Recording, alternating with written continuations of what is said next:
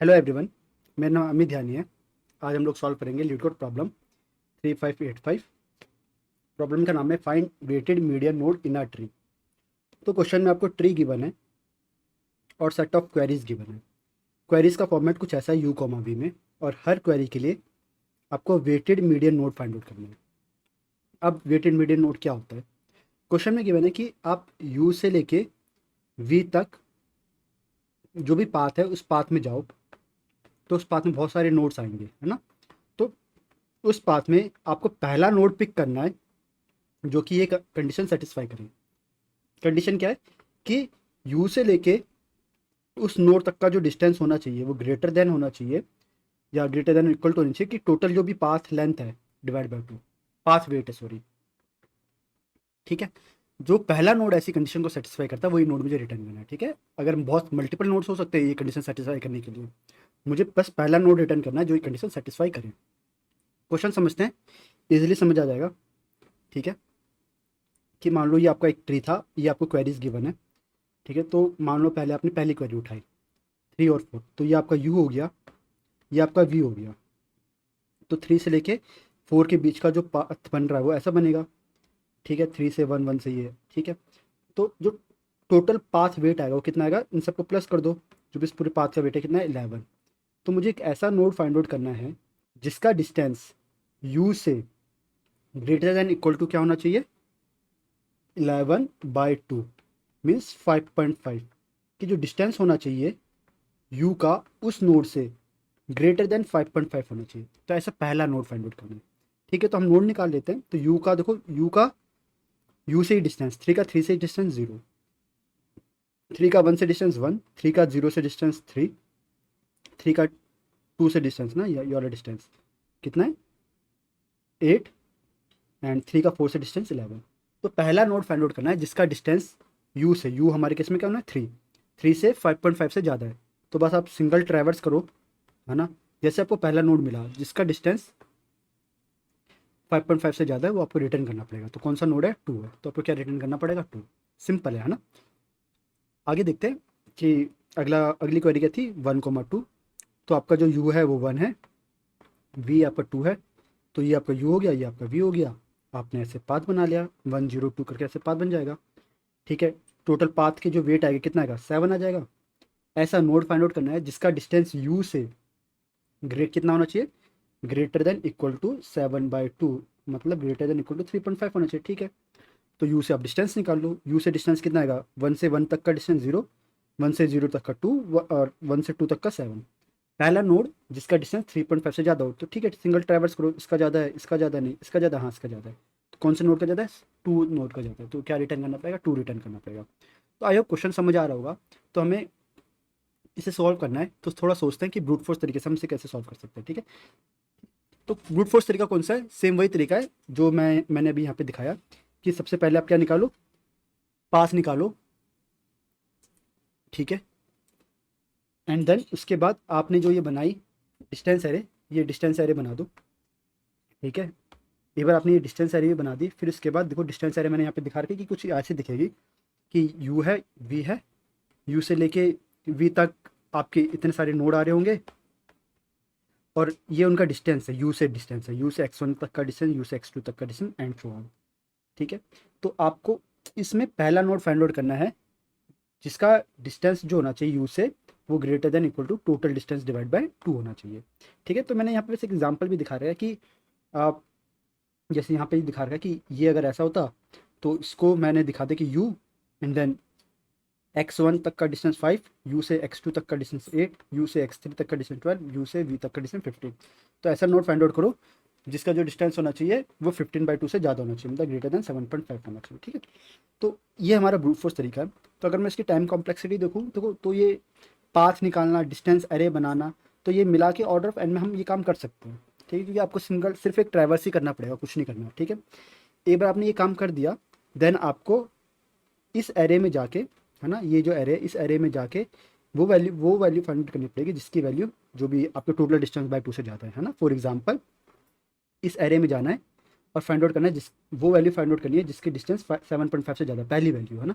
तो आप single traverse कर सकते हो, ऐसे करके, है ना, पहली वैल्यू जैसी मिलेगी आपको वो रिटर्न कर देना है। ठीक है, तो ये वाला काम भी आप ऑर्डर ऑफ एन में कर सकते हो। ठीक है, तो जो टोटल टाइम लगेगा इसमें वो कितना लगेगा, ऑर्डर ऑफ एन लगेगा, है ना, फॉर वन क्वेरी। तो अगर आपकी अगर एन क्वेरीज है तो टोटल टाइम कितना लग सकता है, ऑर्डर ऑफ एन स्क्वायर लगेगा। ठीक है, तो ये आपको ब्रूट फोर्स तरीका जो कि काम नहीं करेगा, है ना, थोड़ा ऑप्टिमल तरीका सोचते हैं। ठीक है, मतलब हम कुछ गलती कर रहे हैं अपने ब्रूट फोर्स तरीके में, या कुछ मतलब कुछ वैसा बेकार काम कर रहे हैं, उसे थोड़ा ऑप्टिमाइज कैसे कर सकते हैं। तो आप में से कुछ को ध्यान में आ रहा होगा कि यार ये वाला जो स्टेप कर रहा हूँ मैं, जहाँ मैं लीनियर सर्च कर रहा हूँ, वहाँ पे लीनियर सर्च की ज़रूरत नहीं है।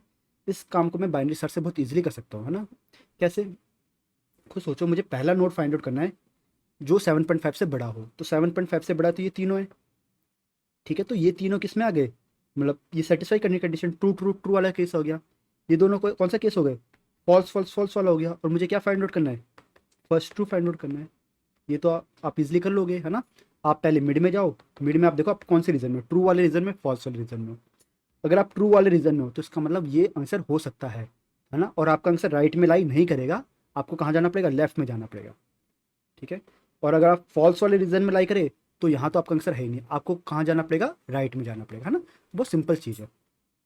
ठीक है, तो पहली चीज़ मैंने ये लिखी है कि हम जो अपना काम कर रहे हैं उसे बाइनरी सर्च से कर लो, है ना। तो जैसे यहाँ पे सिंपल समझा दिया मैंने कि ये तीनों ट्रू वाली कहानी आ गई, ये फॉल्स वाली कहानी आ गई, बस आप चेक कर लो कौन से रीजन में हो। तो ये मैंने चेक किया कि 2D is greater than equal to distance, मतलब यही मुझे चाहिए, ये ट्रू वाली कंडीशन हो गई। ट्रू वाली कंडीशन है तो लेफ्ट में जाओ। ठीक है, लेफ्ट में चला गया।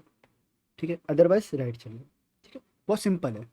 ठीक है, अगर मैं ऐसा करूँगा तो ये जो काम हुआ मेरा ऑर्डर ऑफ एन वाला, ये ऑर्डर ऑफ लॉग एन में हो जाएगा, राइट। अब टोटल टाइम कितना रहेगा, अभी भी देखो एन प्लस लॉग एन, अभी भी टाइम एन ही लगेगा। ठीक है, मतलब अभी भी उतनी अच्छी तरह से मुझे चीज़ें नहीं मिली, है ना। अब आप यहाँ पे थोड़ा सोचो, थोड़ा सा यहाँ पे दिमाग लगाओ कि भाई मैं क्या कर रहा हूँ यहाँ पे। थोड़े इन दो को दो देखो, 1 और 2 के बारे में सोचो। मैं यहाँ एक डिस्टेंस एरे क्रिएट कर रहा हूँ, यही तो कर रहा हूँ मैं ब्रूट फोर्स तरीके में, डिस्टेंस एरे क्रिएट कर रहा हूँ।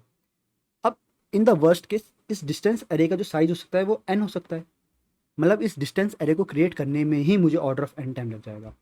अब चाहे कुछ भी कर लो, अगर आपने ये एरे क्रिएट करी, अगर डिस्टेंस एरे क्रिएट करी, तो आपको टाइम ऑर्डर ऑफ एन लगेगा ही लगेगा, तब आप काम सही से नहीं कर सकते। ठीक है, तो यहाँ से मुझे एक चीज़ समझ आई कि मुझे डिस्टेंस एरे क्रिएट नहीं करनी, बिना ये डिस्टेंस वाली एरे क्रिएट करे बिना मुझे वो बाइनरी सर्च जो वाला लॉजिक है वो लगाना है। ठीक है, तो क्या समझ आया, पहली चीज़ समझ आई कि मुझे ये एरे क्रिएट नहीं करनी। ठीक है, बिना एरे क्रिएट करे मुझे ये बाइनरी सर्च वाला लॉजिक लगाना है। ठीक है, लगाते हैं। अब देखेंगे जहाँ जहाँ मुझे मैंने एरे का इस्तेमाल किया है ना, वहाँ मुझे एरे का इस्तेमाल नहीं करना, वहाँ मैं ऐसे वर्बली लिख दूंगा कि मुझे ये काम करना है। ठीक है, फिर उस बारे में सोचेंगे। ठीक है, तो ये एक बाइनरी सर्च था। बाइनरी सर्च में पहले लो हाई ऐसे लेते हैं। तो लो तो मेरा जीरो, ठीक है, जीरो या -1 जो लेना है वो ले सकते हो। ठीक है, लो मेरा जीरो हो गया। ठीक है, हाई, हाई क्या बताता है मेरा, इस एरे का साइज, है ना। क्या होता था, इस एरे का साइज। तो बताओ ये मुझे एरे का साइज किसके बराबर है, एरे का साइज बराबर है कि टोटल नंबर ऑफ एजेस कितने हैं +1, है ना। एजेस 4 थे तो उसका साइज हो गया 5। ठीक है, तो सबसे पहले मुझे हाई को इनिशियलाइज करना पड़ेगा। हाई क्या होगा, total number of edges between u and v, ये पहली चीज़ है ना। ये चीज़ मुझे निकालनी पड़ेगी। एंड +1 भी आएगा यहाँ पे, है ना, +1 में लिखना भूल गया। ठीक है, फिर उसके बाद मैंने क्या निकालता हूँ, मिड निकालता हूँ, मिड निकाला। फिर आगे क्या क्या था, मैंने क्या निकाला था, मिड निकाला। फिर मैंने मिड का डिस्टेंस निकाला, ये तो निकाला मैंने, डिस्टेंस निकाल रहा था। ठीक है, मुझे डिस्टेंस ही निकालना है, पर डिस्टेंस निकालने के लिए अब ध्यान ध्यान समझना मैं क्या कहना चाह रहा हूँ। ठीक है, आपका मिड आया, मान लीजिए मिड आया आपका 3, मिड 3 आया। मिड 3 आने का मतलब है, चलो ये वाला केस ले तो जो मेरा यहाँ पे लो 0 था, हाई 4 था, मिड मेरा 2 है। ठीक है, यही वाला केस ले लेता हूँ, मिड 2 है। मिड 2 मतलब मैं कहाँ पे पॉइंट कर रहा हूँ, इस x2 पे पॉइंट कर रहा हूँ। कहाँ पॉइंट कर रहा हूँ, x2 पे पॉइंट कर रहा हूँ। जो ये डी है ना, डी क्या है, डी की वैल्यू 8, 8 ही बता रहा है कि u से लेके x2 तक का डिस्टेंस, राइट। 8 क्या बता रहा है, u से लेके x2 तक का डिस्टेंस। तो यहाँ पे मैं दो काम कर रहा हूँ।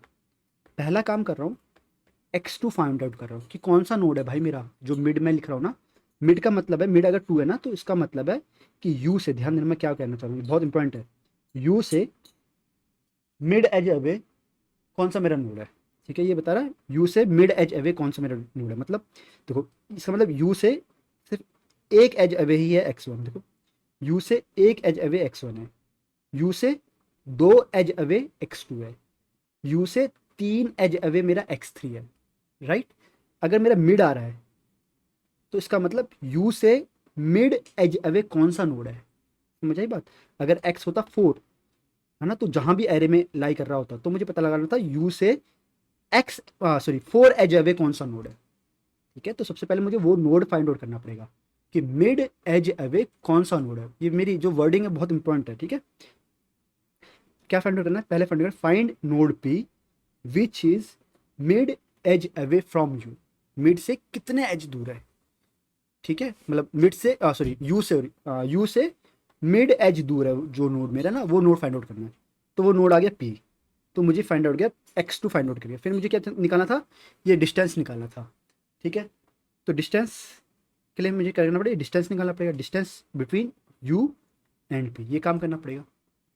एक बार ये डिस्टेंस आ गया, फिर उसके बाद ये बाइनरी सर्च वाला लॉजिक लगा दो, उसके बाद ये बाइनरी सर्च वाला लॉजिक लगा दो, ठीक है। तो मैं कौन कौन से काम कर रहा हूँ इसमें, है ना।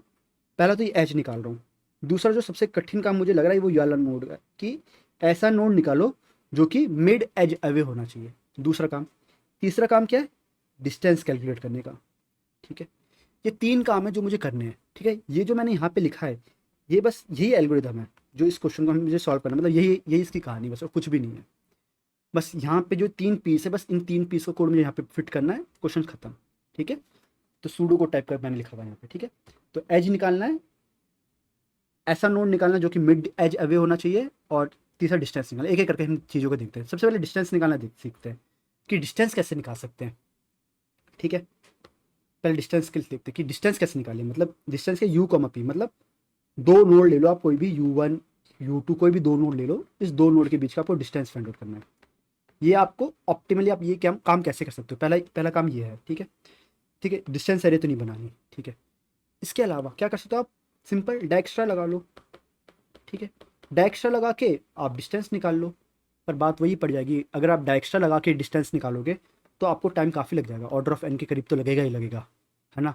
तो आपको ऑर्डर ऑफ एन जाना ही नहीं है, तो डायक्स्ट्रा में नहीं लगा सकता, ठीक है। तो आपके दिमाग में आया होगा, ठीक है भाई, डायक्स्ट्रा मुझे बार बार लगाने से अच्छा मैं क्या कर सकता हूँ, ये जो डिस्टेंस है इसे एक टेबल में स्टोर करवा लेता हूँ कि 0 नोड से 0 नोड का डिस्टेंस कितना है, 0 नोड से 1 नोड का डिस्टेंस कितना है ना। ऐसे करके ये एक टेबल में ये इन्फॉर्मेशन स्टोर करवा लेता हूँ। फ़ायदा क्या होगा इससे, फ़ायदा ये होगा कि जब भी मुझे डिस्टेंस का फंक्शन कॉल करना पड़ेगा ना, डिस्टेंस ऑफ U1 U2, तो डायरेक्टली मुझे ऑर्डर ऑफ 1 में मुझे इन्फॉर्मेशन मिल जाएगी, राइट। हाँ यार, इससे तो चीज़ें आसानी से सॉल्व हो सकती है, हाँ हो सकती है। बट इसमें प्रॉब्लम ये है कि जो आपका प्री प्रोसेसिंग स्टेप है, मतलब ये जो एरे बनाने वाला स्टेप है, ये काफ़ी टाइम ले लेगा, ठीक है। तो ये भी ऑप्टिमल अप्रोच नहीं है, ठीक है। तो मैंने बताया कि अगली अप्रोच में आप ये डायक्स्ट्रा या बेलमैन फूड से ये आप 2D एरे बना सकते हो। एक बार आपने ये 2D एरे बना ली, उसके बाद तो ये डिस्टेंस वाला जो काम है ये आप ऑर्डर ऑफ 1 में कर सकते हो।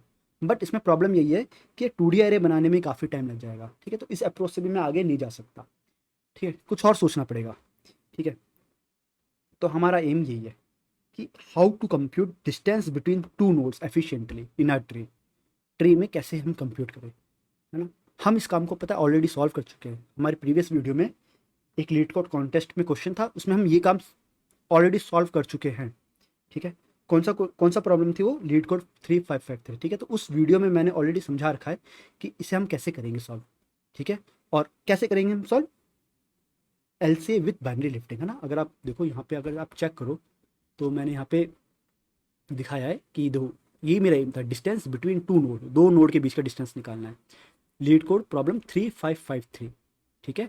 तो इस वीडियो में मैंने ऑलरेडी समझा रखा है, ठीक है, ओके। तो मैं इस वीडियो में इसके बारे में नहीं बताने वाला कि बाइनरी लिफ्टिंग होती क्या है, इसके बारे में नहीं बताऊंगा। मैं बाइनरी लिफ्टिंग का यूज़ करके इस क्वेश्चन को सॉल्व करूंगा, ठीक है। आप एक बार इस वीडियो को जाके देख लेना, बाइनरी लिफ्टिंग क्या होती है, कैसे होती है, तभी आपको मतलब कंप्लीट कोर्स समझ आएगा, ठीक है। अभी हम क्या करेंगे, मैं बाइनरी लिफ्टिंग को नहीं छूँगा, बस मैं बता देता हूँ कि बाइनरी लिफ्टिंग हम क्या करते थे, ठीक है, कौन से फंक्शन में मैं डायरेक्ट इस्तेमाल करूँगा, ठीक है। तो बाइनरी लिफ्टिंग में हम डिस्टेंस इजीली निकाल लेते हैं, पहली चीज़। दूसरी चीज़ हम निकालते हैं कि किसी भी नोड का अगर मुझे kth एंसेस्टर फाइंड आउट करना हो तो हम बहुत इजीली निकाल सकते हैं कि फर्स्ट एंसेस्टर सेकंड एंसेस्टर अगर ऐसे फाइंड आउट करना हो तो हम बहुत इजीली निकाल सकते हैं। तो उसके लिए ऑलरेडी एक फंक्शन मैंने बनाया था, लिफ्ट करके एक फंक्शन बनाया था उस टाइम पे, कि कोई आपका नोड है और ये के, ये दो पैरामीटर लेगा एज ए इनपुट कि इस नोड का केथ एंसेस्टर जो भी होगा वो रिटर्न कर देगा। ठीक है, अगर आपको नहीं समझ आ रहा कि यार ये लिफ्ट कैसे काम कर रहा है क्या है, एक बार ये वीडियो देख लेना। फिलहाल के लिए क्या करना है, समझ लो कि मान लो हाँ कि दो फंक्शन होंगे ऐसे, ठीक है, जो ये काम कर रहे होंगे, एफिशिएंटली काम कर रहे होंगे, ठीक है, ऐसा समझ लो। ठीक है, आगे देखते हैं कि इसकी मदद से हम काम कैसे करेंगे। ठीक है, ओके, ध्यान देते हैं। थोड़ा सा बस मैं एक रिकैप कर दे रहा हूँ जो भी हमने पढ़ा होगा एलसी विद बाइनरी लिफ्टिंग के बारे में, ताकि हमें चीज़ें ईजिली समझ आ जाए कि हम डिस्टेंस कैसे ईजिली निकालते थे। ठीक है, तो मान लो हमारे दो नोड थे 4 और 7, इनके बीच का आपको डिस्टेंस निकालना था। तो मैंने इसमें समझाया था कि आप रूट से डिस्टेंस निकालो आप। ठीक है, कहाँ से डिस्टेंस निकालो, रूट से। तो आपको बेसिकली आपका जो एम है वो ये वाला डिस्टेंस निकालने का है, यही तो है 4 और 7 के बीच का डिस्टेंस से निकालना है। आप क्या करो, रूट से डिस्टेंस निकालो। ठीक है, रूट से आपने 7 का डिस्टेंस निकाला, ये आया। ठीक है, देन रूट से आपने 4 का डिस्टेंस निकाला, रूट से आपने 4 का डिस्टेंस निकाला, ये आया। बट जब आपने ऐसा करा तो आपने ये देखा, अगर आप इन दोनों डिस्टेंस को, ये ऑरेंज और पिंक वाला डिस्टेंस अगर आप दोनों को ऐड करोगे तो इसमें ये वाला डिस्टेंस तो आ जाएगा जो रेड वाला डिस्टेंस है ना, ये वाला तो काउंट हो जाएगा। बट ये वाला जो डिस्टेंस है ये 2 बार काउंट होगा, राइट, है ना। आपको ये जो आपने एक्स्ट्रा डिस्टेंस लिया 2 बार, इसे माइनस करना पड़ेगा। अब ये एक्स्ट्रा डिस्टेंस है क्या, ये एक्स्ट्रा डिस्टेंस क्या है, ये जो नोड है ना ये है LCA, lowest common ancestor of 7 and 4।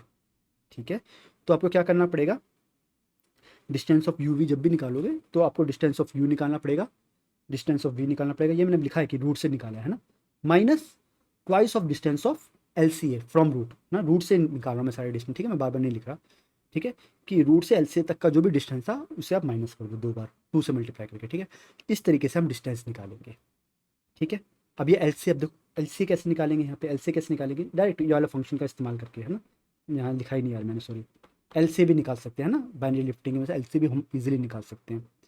ठीक है, तो ये सारी कहानी हम डायरेक्ट LCA से, है ना। अगर आपको नहीं समझ आ रहा कि यार ये बाइनरी लिफ्टिंग कैसे करते हैं तो समझ लो यार कि हाँ यार एक फंक्शन होगा, कोई फाइंड LCA करके कोई फंक्शन होगा जो मुझे LCA रिटर्न कर रहा है। फिलहाल के लिए ऐसे समझ लो। ठीक है, बाद में जाके इस वाली वीडियो को जरूर देख लेना ताकि समझ आ जाए बाइनरी लिफ्टिंग वाली कहानी क्या है।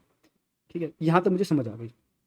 ओके, तो मेरे को ये 3 काम करने हैं, तो डिस्टेंस वाला काम मेरा हो गया, ये हो चुका है मेरा काम। ठीक है, दूसरा आसान काम क्या है, नंबर ऑफ एजेस निकालना, ये भी बहुत आसान है बाइनरी लिफ्टिंग से, ये भी बहुत, हम बाइनरी लिफ्टिंग कर रहा हूँ सॉरी, यहाँ से हम बहुत इजीली निकाल लेंगे। कैसे निकालेंगे, देखो number of edges find out करने हैं। ठीक है, तो नंबर ऑफ एजेस के लिए आप क्या करो, ओके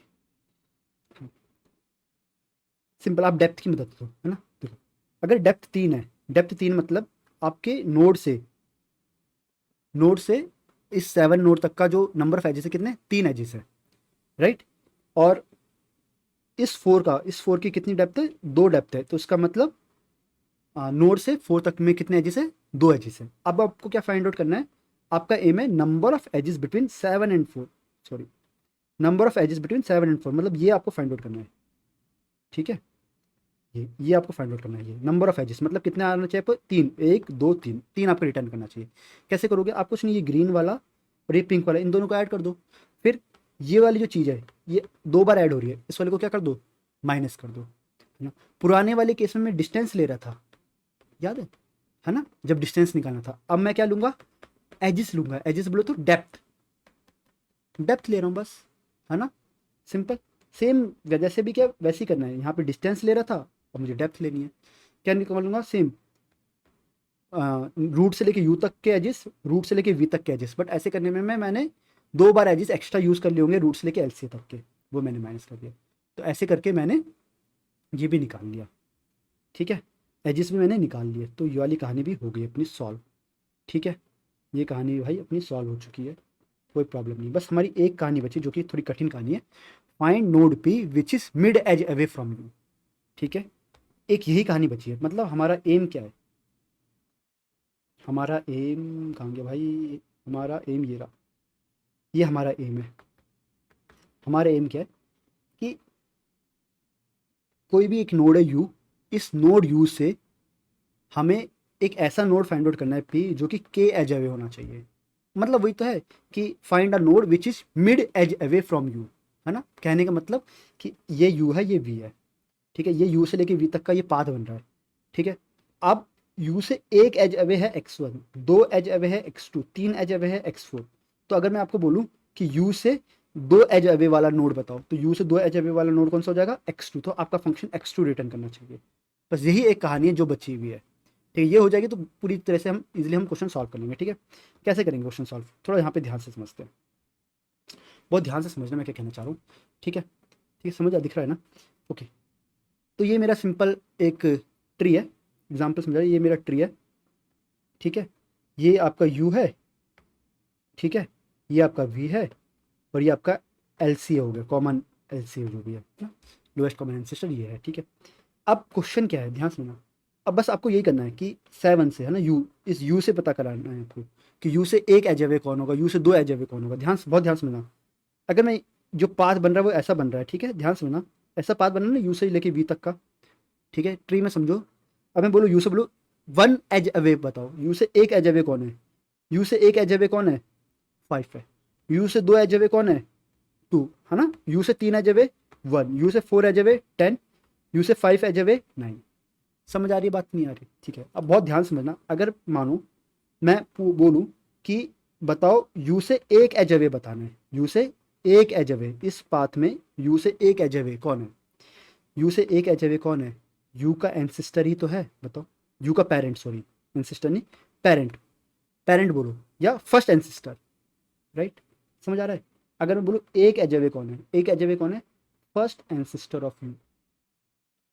ध्यान समझना यार, बहुत इंपॉर्टेंट है। यू से एक एज अवे कौन है, यू से एक एज अवे यू का पेरेंट है, पेरेंट मतलब डायरेक्ट पेरेंट, मतलब फर्स्ट एंसिस्टर ऑफ यू। तो आपको क्या फाइंड आउट करना है, फर्स्ट एंसिस्टर ऑफ यू। आप किसका यूज़ करोगे, लिफ्ट वाला ऑपरेशन जो मैंने बताया था, बाइनरी लिफ्टिंग में ये लिफ्ट वाला ऑपरेशन है, इसका हम इस्तेमाल करेंगे। Find kth ancestor find out करना है, तो अभी फाइंड फर्स्ट एंसिस्टर है, तो लिफ्ट करके एक ऑपरेशन में मतलब एक फंक्शन बना रखा है, उस लिफ्ट फंक्शन का हम इस्तेमाल करेंगे। ठीक है, कहाँ है हमारा भाई, यहाँ पर है। ठीक है, ओके, तो मतलब फर्स्ट एंसिस्टर ऑफ यू, मतलब lift of you comma 1, you का फर्स्ट एंसिस्टर फाइंड करना है। ठीक है, ध्यान देना। अब मैं बोलूँ 2 edge away, 2 edge away, 2 edge away of U मतलब second ancestor of U, right? Second ancestor मतलब लिफ्ट यू कॉमा 2, राइट? अब मैं बोलूँ third edge away, 3 edge away, 3 edge away मतलब थर्ड एंसिस्टर, राइट? अब बोलो 4 एज अवे, 4 एज अवे कौन है, अगेन यही फोर्थ एंसिस्टर, 4 एज अवे कौन है, फोर्थ एंसिस्टर, राइट? अब मैं बोलूँ 5 एज अवे, 5 एज अवे है, ध्यान देना, 5 एज अवे कौन है, 5 एज अवे कौन है, ये है। बट फिफ्थ एंसिस्टर कौन है, 0। ध्यान समझना, 5 एज अवे 9 है, बट फिफ्थ एंसिस्टर कौन है, 0 है। ये दोनों सेम नहीं है। 5 एज अवे और 5 फिफ्थ एंसिस्टर, ये दोनों सेम नहीं है। बट यहाँ पे हमें एक पैटर्न तो दिख गया, यहाँ पे हमें एक पैटर्न देखने को मिल रहा है। क्या पैटर्न देखने को मिल रहा है कि भाई first edge away first ancestor, second edge away second ancestor, third edge away third ancestor, fourth edge away fourth ancestor, fifth edge away fifth ancestor नहीं है। मतलब जैसे ही मैं एलसी को क्रॉस कर रहा हूँ ये पैटर्न ब्रेक हो जा रहा है। समझ आ रही है बात? तो यहाँ पे मुझे एक एक चीज़ समझ आ रही है कि भाई आप देख लो कि एज और एलसी है, ध्यान देना, बहुत ध्यान सुनना। एज और एलसीए के बीच में कितने नंबर ऑफ एजेस है, कितने नंबर ऑफ एजेस है, 1 2 3 4, 4 एजेस है मेरे यू और एलसीए के बीच में। बहुत ध्यान सुनना, यू और एलसीए के बीच में 4 एजेस है। तो अगर क्वेश्चन में आपसे 4 एजेस अवे या 4 एजेस अवे तक आपसे पूछा जाएगा तो आप डायरेक्टली बोल सकते हो कि फोर्थ एंसिस्टर आपका आंसर होगा, है ना। First edge away first ancestor, second edge away second ancestor ना, ऐसे करके आप कहानी कर सकते हो 4 तक। बट जैसे ही फिफ्थ की कहानी होगी ये काम नहीं करेगा। ठीक है, तो कहानी में क्या लिखना चाहता हूँ, अगर ये मैंने लिखा edge between, number of edges between u and LCA. ठीक है, यू और एलसीए के बीच में जितने भी एजेस हैं अगर वो ग्रेटर देन इक्वल टू है मिड के, तो इसका मतलब मैं पी को बहुत इजीली निकाल सकता हूँ। पी क्या हो सकता है कि जो भी बोला गया है कि उतना उसका एंसिस्टर होगा, है ना, mid ancestor of U. I hope चीज़ समझ आ रही होगी, है ना।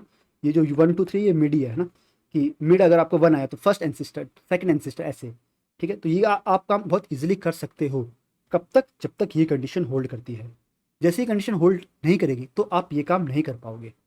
ठीक है, अब बताओ क्यों नहीं कर पा रही वाला काम, क्योंकि जैसे ही मैं इससे मिड मतलब जैसे ही 4 से ज़्यादा आ रहा है वैसे जो मेरा जो मेरा सॉरी ये है, जो मेरा जो भी मुझे नोड चाहिए, पी नोड मुझे चाहिए, वो एलसीए के दूसरी तरफ आ जा रहा है ना, वो इस रेंज में नहीं आ रहा, वो दूसरी तरफ आ जा रहा है। ठीक है, इसलिए मैं ये काम नहीं कर पा रहा। समझ रहा है? तो ये चीज़ तो मुझे समझ आई।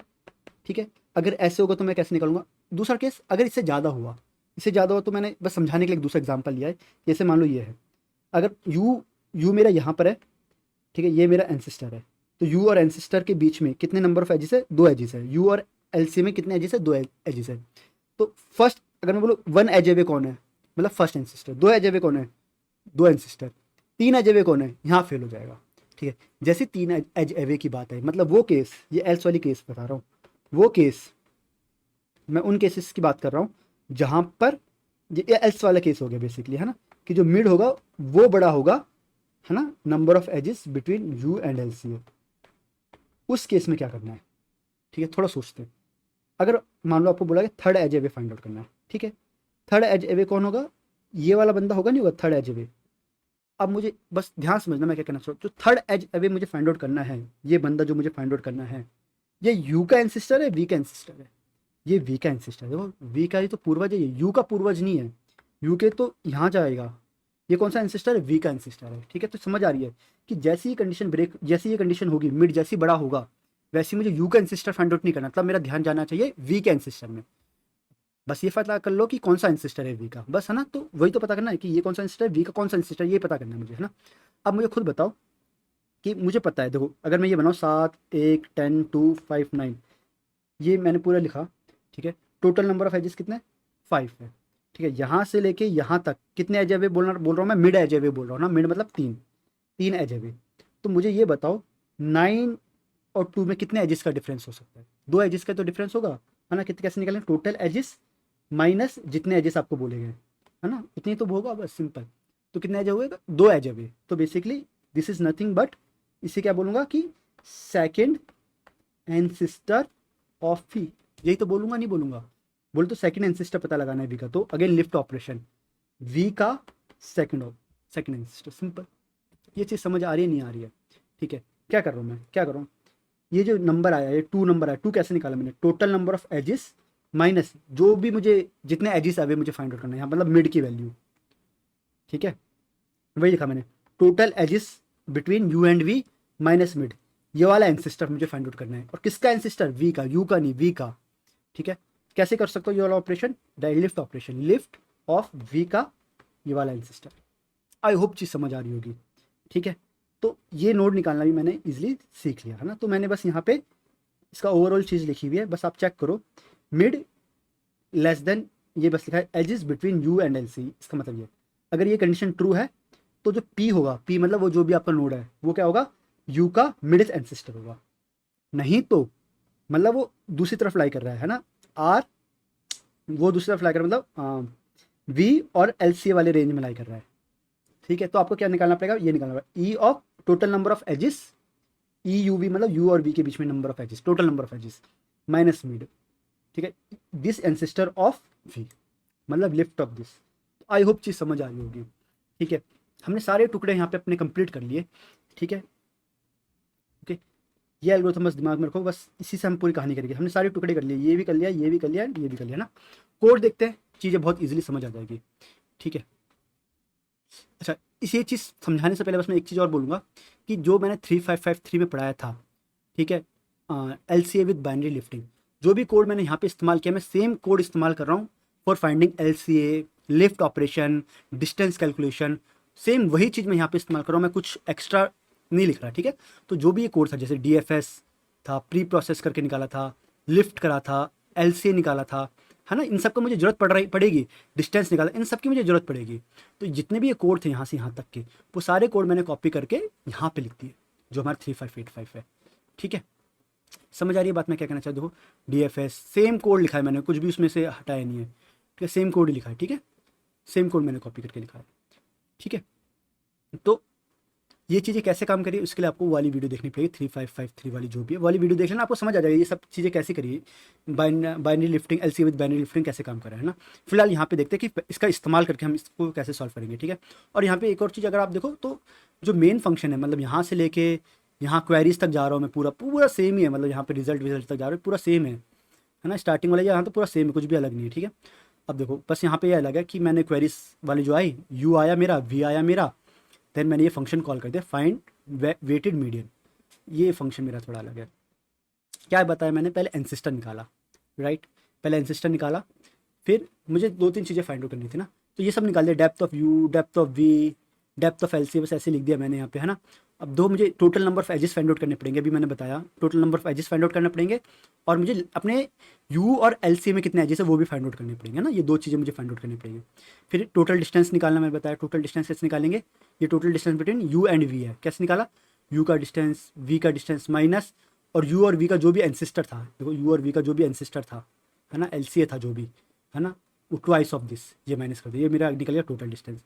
यहाँ मैंने लगा दिया बाइनरी सर्च लगा दिया, बाइनरी सर्च लगाया वाइल दिस, मिड निकाला मैंने, मिड अब मुझे निकालना पी नोड निकाला था, अगर आपको थोड़ा ध्यान हो, ठीक है, यहाँ पे अगर आप देखो बस सेम यही है, बस यहाँ पे देखो number of edges find out के लिए अब मुझे क्या फाइंड आउट करना है, ये पी फाइंड आउट करना है ना, पी फाइंड आउट करना है। एक बार मुझे पी फाइंड आउट निकल गया, फिर मुझे निकालना पड़ेगा डिस्टेंस, निकालना पड़ेगा, सिंपल पी निकालना है। तो यहाँ पे बस मैंने एक नाम एक्स दे दिया पी की जगह, ठीक है।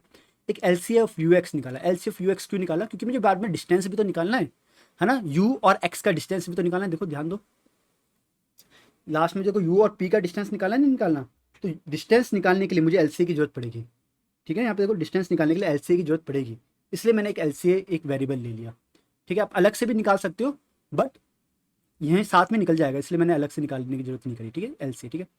ये देखो पहली कहानी, अगर मिड लेस देन, पहले मैं एक्स निकाला हूँ, ठीक है, जो अभी हमने पढ़ा था, मिड अगर लेस देन है number of edges in u to L C, अगर ऐसा होगा तो मैंने बताया था डायरेक्टली मुझे मिल जाएगा, तो क्या होगा, एक्स जो होगा मतलब जो पी होगा वो क्या होगा, यू का मिडिथ एंसिस्टर होगा, ठीक है। अब बताओ अगर एक्स जो होगा यू का मिडिथ एंसिस्टर होगा, तो एल सी और यू और एक्स का एक्स ही होगा, नहीं होगा, मतलब मैं क्या कहना चाह रहा हूँ, थोड़ा मुझे इधर ध्यान दो, यहाँ ध्यान दो एक सेकेंड, यहाँ अगर मेरा ये यू है, ठीक है, ये यू है मेरा, और मैं आपसे बोल रहा हूँ कि मुझे सेकंड एंसेस्टर चाहिए, सेकंड एंसेस्टर कौन होगा मेरा, फर्स्ट सेकंड एंसेस्टर ये होगा, नहीं होगा, तो यू मेरा ये हो गया, ये मेरा एक्स हो गया, एक्स एक्स मत बोलो पी बोल लो, ये मेरा यू हो गया, ये मेरा पी हो गया, तो इन दोनों का एंसेस्टर कौन होगा, लोएस्ट कॉमन एंसेस्टर कौन होगा, पी तो होगा, समझ आ रहा है नहीं आ रहा, है ना। और अगर अगर ये राइट में लाई करता, अगर बताओ राइट में लाई करता, ये यू होता, ठीक है, ये यू होता और ये एक्स होता, इस यू और एक्स का एल सी कौन होगा, मतलब कॉमन लोवेस्ट कॉमन एंसेस्टर कौन होगा, ये होगा जो एल सी था। ये एल सी हम बार बार निकाल क्यों रहे हैं, यू और एक्स का एल सी निकाल क्यों रहे हैं हम लोग, क्यों इंटरेस्टेड है यू और इस एक्स का एल सी निकालने के लिए, क्योंकि मुझे देखो डिस्टेंस निकालना है, यू और पी का डिस्टेंस निकालना है, डिस्टेंस निकालने के लिए मैंने बताया था डिस्टेंस के लिए मुझे एल सी चाहिए होगा, यू और पी का एल सी चाहिए होगा, इसलिए मैं एल सी निकाल रहा हूँ। आप अलग से फंक्शन कॉल कर सकते हो, बट उसके लिए टाइम अलग से लगेगा, है ना, तो मैं डायरेक्टली यहीं पे मुझे मिल जाएगा, तो मैं डायरेक्ट यहीं पे ले रहा हूँ, ठीक है।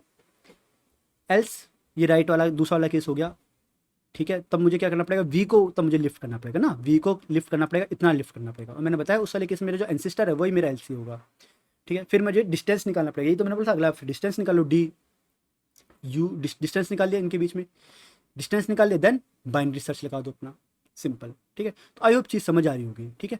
अगर आप इसकी टाइम कॉम्प्लेक्सिटी देखो इस वाले फंक्शन की, तो इस वाले फंक्शन में ये बाइनरी सर्च लग रहा है, लॉग एन लग रहा है, लॉग एन टाइम्स लग रहा है, ठीक है। अब हर बाइनरी सर्च में आपको लिफ्ट ऑपरेशन करना पड़ा है, लिफ्ट ऑपरेशन खुद लॉग एन टाइम लेता है, तो टोटल टाइम कितना लगा, log n multiplied by log n, तो लॉग एन स्क्वायर, ठीक है, समझ आई बात। तो टोटल टाइम जो आपका लग रहा है वो कितना लग रहा है भाई, log n multiplied by log n, कहाँ लिखूँ, ठीक है, थिंग लेफ्ट तो मैंने लिख ही दिया, ठीक है। कितना टाइम लग रहा है आपको total, log n multiplied by log n for one query, ठीक है। टोटल नंबर ऑफ क्वेरी कितनी एन है, तो इतना टाइम लगेगा, मतलब n of log square n, इतना टाइम लगेगा, ठीक है भाई, ठीक है। अगर आप इससे ये वाला कोड अगर आप सबमिट करोगे तो आपको पूरे सारे टेस्ट केस पास हो जाएंगे, कोई भी दिक्कत नहीं आएगी, ठीक है। बट मैं यहाँ पे बस एक थोड़ा सा बता दे रहा हूँ कि इसको भी हम थोड़ा ऑप्टिमाइज कर सकते हैं, ठीक है। अगर आप इंटरेस्टेड हो तो आप देख सकते हो आगे भी, वरना यहाँ तक देख लिया अच्छी बात है, यहाँ तक आपकी जो भी इम्प्लीमेंटेशन है सारे टेस्ट केस पास हो रहे हैं, कोई प्रॉब्लम नहीं है, ठीक है। बस मैं यहाँ पे थोड़ा सा और ऑप्टिमाइज कर दे रहा हूँ यहाँ पे कि ये जो लॉग स्क्वायर एन है ये आप लॉग एन में भी से कर सकते हो, ठीक है, इसको आप लॉग एन में भी काम कर सकते हो, बस सिंपल सी बात ये है। तो थोड़ी सी चीज़ बची है, ठीक है।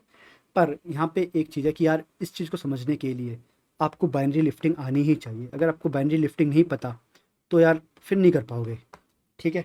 फिर ये समझ नहीं आने वाला कि लॉग एन में कैसे ऑप्टिमाइज़ करना है, ठीक है। तो अगर आपको आती है बाइनरी लिफ्टिंग तो आप यहाँ से देखना चालू कर सकते हो, ठीक है। अगर आपको नहीं आती तो मैं कहूँगा कि यहाँ तक आपने अभी तक जितना समझा उसे आप कोड करो, सबमिट करो, सारे टेस्ट केस पास हो जाएंगे। एक बार वो 3553 वाली वीडियो देखो, उसमें बाइनरी लिफ्टिंग समझो क्या होती है, फिर देन वापस यहाँ पे आ जाना, फिर देखना लॉग इन में कैसे कंप्लीट करेंगे इसे, ठीक है।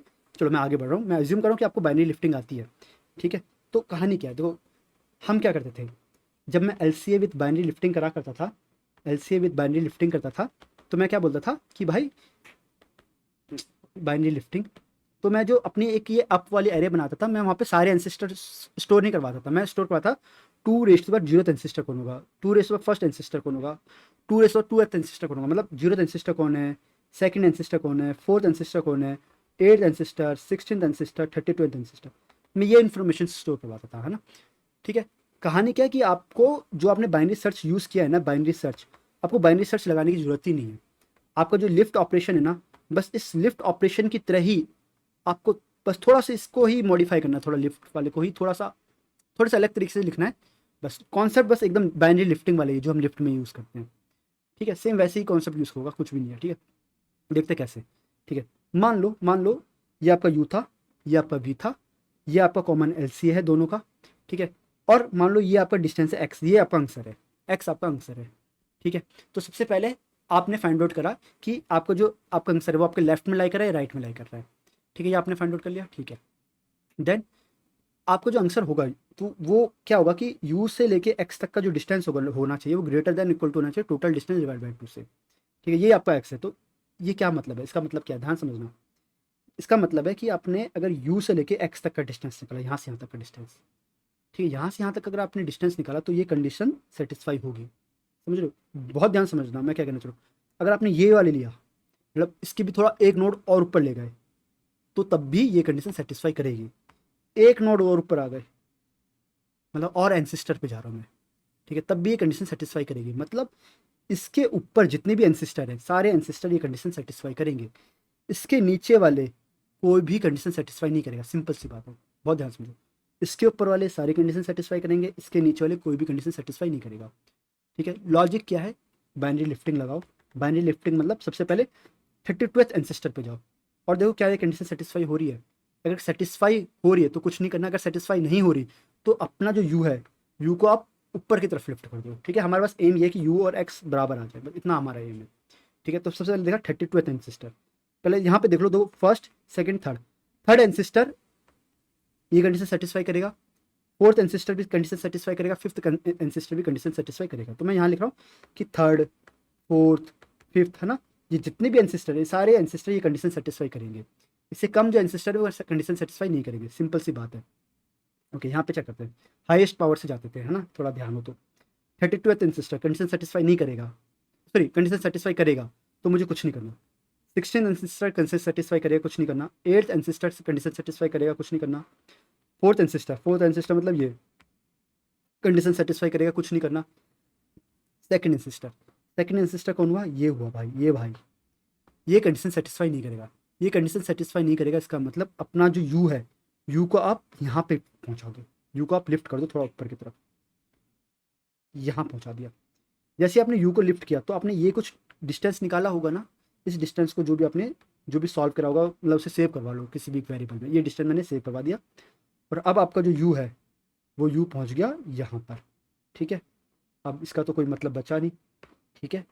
अब कौन लोग इसकी कंडीशन सेटिस्फाई करेंगे, ये कंडीशन अब जो बची distance of you comma x, अब ये कंडीशन थोड़ी सी मॉडिफाई हो गई होगी। अब ये कंडीशन क्या हुई होगी, करंट मतलब जितना डिस्टेंस मैं ऑलरेडी निकाल चुका हूँ, है ना, यहाँ से यहाँ तक का जो भी distance, current plus distance of you comma x should be greater than total distance divide by 2, ठीक है। ओके, यहाँ तक मैं काम कर चुका।